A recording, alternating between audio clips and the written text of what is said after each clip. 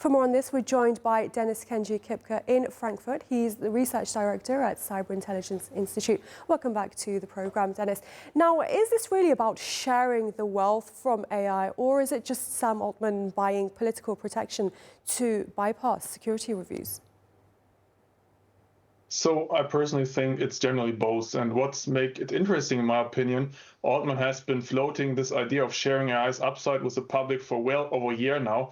So this fits a narrative he built deliberately, but the timing is also interesting and tells its own story. So the proposal lands just as Washington is leaning harder on AI companies over cybersecurity risk, and also the fact that Chinese open source models are closing this gap faster and more cheaply than expected to the US companies. And handing the government equity is also a classic way to align incentives. So once officials have some kind of financial stake in your success, they have less appetite to regulate you aggressively. So this isn't, in my opinion, purely altruism, and it's also not purely a political sheet either. It's a bet that ownership buys goodwill of the US government. And if Washington does become a major shareholder, would this accelerate the race for superintelligence, or would government bureaucracy slow down AI developments? And how could that change the way AI companies make further decisions?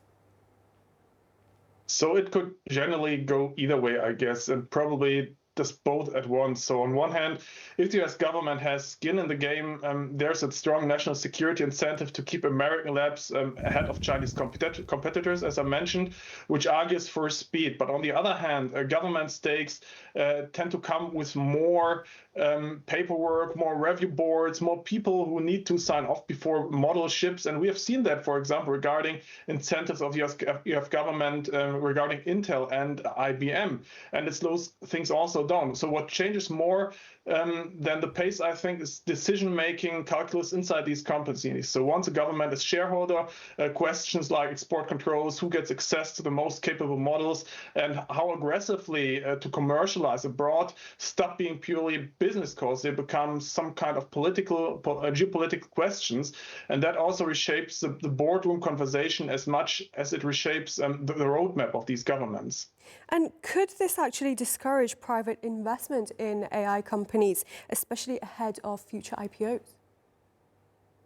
I guess it's a real risk. So investors generally don't love the idea of government sitting at the cap table because it raises these questions about governance, about whether decisions will start reflecting political priorities rather than stakeholder returns. And how about as a state gets treated in future IPO structures? So we saw some of that discomfort play out around the Intel investment. And that said, there's a counter argument as well. So government backstop can also read as a stability signal, especially for a company facing regulatory uncertainty. And it tells the market that Washington also has vested an interest in the company succeeding, not just regulating it into the ground. So which effect turns out here, or which effect wins, probably depends on how much control comes ahead to that 5%. So a passive financial stake is very different from a real seat at the table.